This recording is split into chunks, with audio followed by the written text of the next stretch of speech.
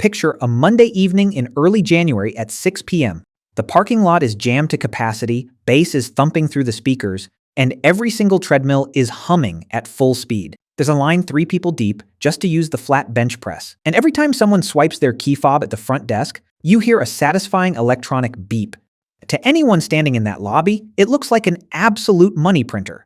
You see hundreds of people sweating under fluorescent lights, and you think this owner is making an absolute fortune. Here's the trap: that packed room lies to you more than any other hour of the day.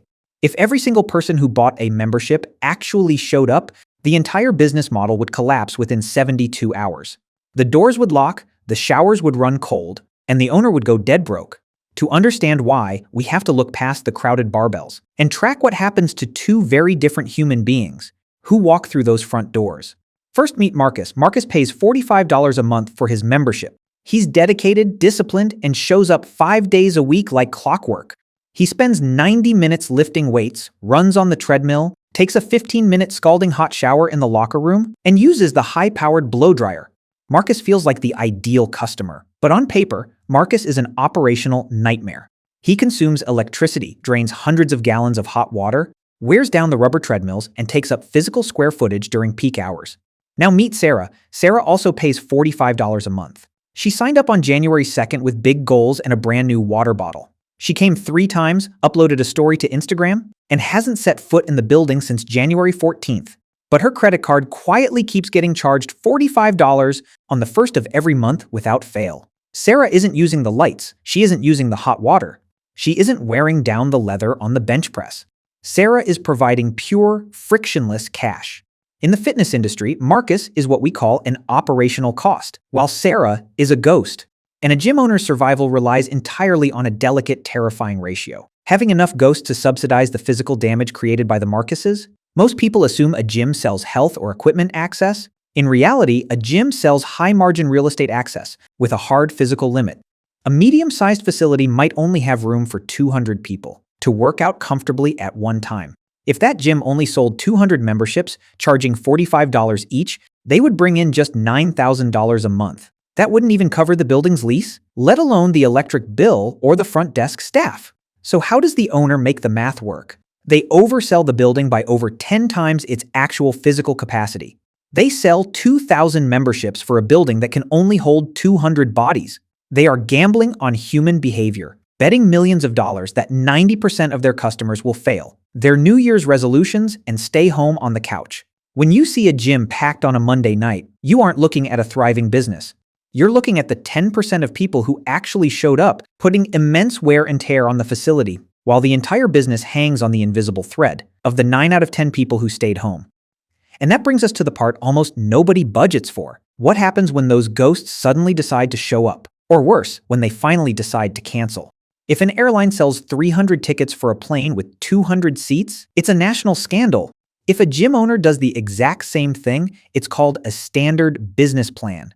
To understand how a fitness facility stays solvent, you have to look at the invisible architecture of capacity math. Let's step inside a typical mid-sized gym. The physical footprint spans roughly 10,000 square feet. Under local safety codes, that building can legally hold around 400 people at any given moment before it becomes a hazardous crowd. If 400 people actually walked in at 5:30 p.m., equipment queues would spill into the parking lot, and the fire marshal would shut the building down. Yet if you log into the owner's billing software, you'll discover something staggering. The system isn't managing 400 memberships. It's collecting payments from over 4,000 people. That is a 1,000% oversell rate. In almost any other industry, that ratio would cause immediate operational failure. But gym economics rely on a predictable psychological decay curve. Out of those 4,000 paying members, roughly 600 are core regulars who train daily. Another 600 are casual visitors who drop in once or twice a month when their schedule allows. That leaves 2,800 people, 7 out of every 10 members, who quietly pay their monthly dues and never set foot inside the facility. In plain terms, the business is being entirely funded by people who pay for a service they never use. And here is where the math takes a sharp, counterintuitive turn. If a gym owner makes their facility significantly better, they risk destroying their own profit margins. Consider what happens in a standard business like a restaurant. If a restaurant upgrades its food and service, customers return more often, spend more money, and total profits climb. In the gym business, every member pays a flat subscription fee. A casual member who uses a treadmill twice a month pays $45. A hardcore powerlifter who trains every single day also pays $45. If the owner invests $50,000 into heavy-duty dumbbell racks, specialized turf lanes, and premium chalk stations, they attract serious athletes. But those serious athletes don't pay extra for their heavy usage. Instead, they stay longer, consume massive amounts of electricity, wear out equipment cables, and crowd the floor during peak hours. When the floor becomes overcrowded with serious lifters, the casual members, the ones generating 90% of the profit margin, feel uncomfortable and leave. The gym has effectively traded low-cost, high-margin ghosts for high-cost, zero-margin power users. This creates a fierce economic incentive to protect those ghost subscriptions at all costs. Have you ever wondered why signing up for a gym membership takes 10 seconds on a smartphone? But canceling requires an in-person meeting, a handwritten signature, or a certified letter sent to a post office box. That structural friction is not an administrative accident. It is a carefully calculated financial barrier. If an inactive member decides to cancel, every layer of delay keeps their credit card billing for 1 or 2 extra cycles. On a base of 3,000 ghost members, delaying cancellations by just 30 days protects tens of thousands of dollars in pure profit. If those ghosts fade away too quickly, the owner is left facing a terrifying reality: a room full of active members who consume far more resources than their monthly dues can ever cover. Drop a heavy steel dumbbell onto a rubber floor and it feels indestructible. But behind the iron and mirrors, every gym is fighting a silent, continuous war against basic physics. And then there's the part almost nobody budgets for. It is the air. When 200 people exercise at the same time, they transform a building into a giant heat factory. They generate immense amounts of body heat, heavy humidity, and carbon dioxide. A standard home air conditioner simply cools a small room, but a commercial gym system has to physically extract and replace all the air in a massive 10,000 square foot warehouse multiple times every single hour. If the interior temperature rises by even 3 degrees during peak hours, members complain online, chalk turns into mud, and the room starts smelling like an old shoe. To keep that air moving and ice cold, commercial cooling units run non-stop, generating monthly power bills that can easily swallow $8,000. Then comes the liquid trap. Consider what happens when a dedicated member steps into the locker room shower. A single commercial shower head pumps out roughly 2 gallons of hot water every minute. If 50 members take a quick shower after their workout, 1,000 gallons of hot water vanish down the drain. That all happens before 9 in the morning. To heat 1,000 gallons of water every day, heavy industrial boilers run non-stop. And unlike a home water heater, a gym system must maintain constant high pressure and instant hot water all day long, whether one person is showering or 50. While air and water drain cash in real time, the equipment on the floor is quietly grinding itself to pieces. To an outsider, a commercial treadmill looks like a solid, one-time investment. In reality, a heavy-duty treadmill costs around $6,000.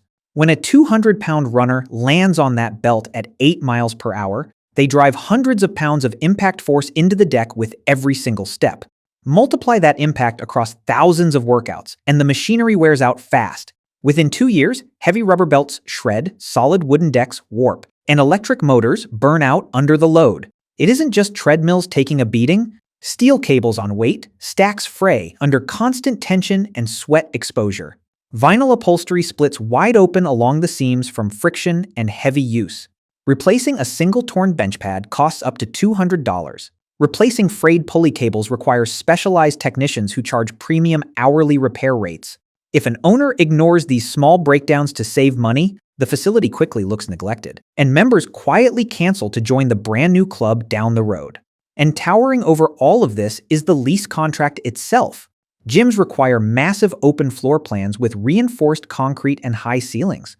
Under most commercial leases, the gym owner doesn't just pay rent for that floor space. They are legally forced to pay for property taxes, building insurance, and total roof maintenance out of their own pocket. If the parking lot needs repaving or the main air system collapses, the landlord doesn't write a check. The gym owner bears the full financial shock. These overhead costs are completely fixed. The electric bill, the space rent, and the building insurance remain identical. Whether 10 people show up on a rainy Tuesday or 2,000 people storm the doors on a Monday night, when you stack $8,000 power bills, endless plumbing costs, constant machine repairs, and massive property contracts together, a sobering truth emerges. The monthly dues collected from basic memberships barely cover the cost of keeping the air cool and the water hot, which brings us to the ultimate crossroads for every gym owner. If basic membership fees only keep the building operational, where does the actual profit come from? The answer isn't selling more memberships to people who use the equipment. It's squeezing extra cash out of the people already standing inside the room. When you walk past the front desk, the first thing you notice isn't the bench press. It's the brightly lit display stocked with cold energy drinks, pre-workout tubs, logo-branded hoodies, and a sleek juice bar blending $9 smoothies. To a casual observer, these extras look like pure high-margin gold. You assume the owner is making effortless money on top of monthly membership dues. Here's the trap. Retail displays and juice bars are often total financial quicksand for a gym owner. Take that $9 protein shake. On paper, the frozen fruit, whey protein powder, and almond milk inside the cup only cost about $2. That looks like a 77% profit margin. And then you look at the operational reality running behind the counter. To sell that shake, you have to hire a staff member to stand behind the counter for 8 hours.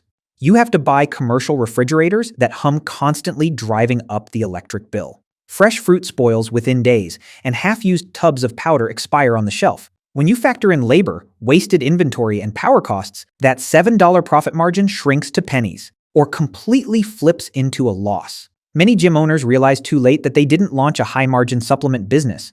They accidentally opened a tiny, inefficient grocery store inside a gym. So where does the high-dollar cash actually come from once a member is inside the building? It comes from personal training. While basic memberships keep the lights on, personal training packages are the single highest ticket item on the entire floor. Meet Chloe. Chloe pays her $45 a month, but she wants fast results for an upcoming vacation. She signs up for an individual training package, 12 sessions at $80 per hour. In one single swipe of her card, Chloe just handed the gym nearly $1,000. To an outside observer, personal training looks like an absolute cash machine. But the real game lies in how that $80 per hour gets divided up behind closed doors. Meet Alex, one of the staff trainers working the floor. Alex is the person actually sweating with Chloe, tracking her reps, and designing her workout plan. But Alex doesn't keep that $80. Under a standard industry arrangement, the gym owner takes a 50% cut right off the top. Out of Chloe's $80, $40 goes directly into the gym's bank account. Alex takes home the remaining $40. For the gym owner, this $40 cut feels like free money. They didn't have to break a sweat, coach the movement, or count a single rep. And then comes the part almost nobody accounts for: the poaching trap. Alex spends 3 months building a close, trusting relationship with Chloe. She relies on him, trusts his advice, and enjoys their sessions. Once Alex realizes he is generating thousands of dollars for the gym while only keeping half, he makes a simple calculation. He pulls Chloe aside after a workout and whispers a quiet offer. He offers to train her privately at her home or in a local park for $60 an hour. Chloe saves $20 every session, while Alex instantly earns $20 more than the gym was paying him. In a single conversation, the gym owner loses their highest-paying client and their most productive trainer at the exact same time. The owner spent hundreds of dollars on advertising to get Chloe through the door, only to have their own staff walk away with the client's business. This leaves gym owners in a constant, stressful cycle of hiring new trainers, replacing lost clients, and watching their best talent walk out the door with their most profitable members, which brings us to the ultimate secret of the fitness industry. If basic memberships barely pay the electric bills, and personal training is a constant battle against staff turnover, how do the real fitness tycoons build massive generational wealth? The real money isn't made on the gym floor at all. It's made in the structural machinery operating completely out of sight. If running a single gym is a constant fight against high electric bills, leaking showers, and escaping trainers, how do fitness moguls build $100 million empires? The secret is that they stop running a gym altogether. They step off the weight room floor and construct a franchise engine instead. Meet Dave. Dave loves fitness and wants to open his own club, but building a brand from scratch feels terrifying. So he calls a giant national gym brand and asks to buy into their system. Before Dave buys a single dumbbell or unlocks the front door, he writes an upfront check to corporate for $50,000. That check buys him the logo on the sign and a stack of operating manuals. And that initial check is just the cover charge. Every single month, Dave must pay corporate a mandatory 6% slice of all total revenue coming through the front desk. Notice that crucial distinction: total revenue, not profit. If Dave loses $10,000 during a slow summer month, he still owes corporate their 6% cut. Corporate collects their money when Dave prospers, and they collect their money when Dave goes under. And then comes the part almost nobody budgets for, the forced equipment pipeline. Dave can't just hunt for deals on treadmills from a local distributor. His franchise agreement legally binds him to purchase or lease all his strength machines and cardio gear directly through corporate's designated supplier. When Dave orders $200,000 worth of heavy iron and running belts, corporate collects a massive markup on every single piece of steel delivered to his door. The franchise isn't just selling a name, they are running a high-margin equipment supply company disguised as a fitness chain, which brings us to the ultimate secret hidden deep inside the real estate contracts. If you analyze the world's largest gym chains, you discover something fascinating. They aren't actually in the fitness business at all. They are in the commercial real estate business. Instead of letting Dave negotiate a lease with a local landlord, the corporate company buys the entire suburban shopping plaza. They turn around and sublease a 10,000 square foot unit back to Dave at a marked up monthly price. Now, corporate collects guaranteed monthly rent, high-margin equipment lease fees, and a 6% cut of every member's dues. Dave shoulders all the debt, handles the staff scheduling, and deals with middle-of-the-night plumbing emergencies. Meanwhile, corporate extracts low-risk cash flow from hundreds of owners just like Dave across the country. When corporate expands that network to 300 locations, operating under this exact blueprint, the final move happens completely out of sight. The founders take those 300 location contracts, package the guaranteed rent streams and monthly franchise fees together, and sell the whole operation to global investment funds for $300 million. They didn't make their fortune selling workout plans, protein powder, or gym towels. They made it by manufacturing predictable, guaranteed cash flows backed by commercial land. The next time you step into a packed gym on a Monday night in January, look past the heavy barbells and the rows of sweating runners. You aren't looking at a fitness business. You are standing inside a masterfully engineered real estate engine, kept alive by thousands of quiet ghost members who stay home on the couch, subsidizing the world for the few who actually show up.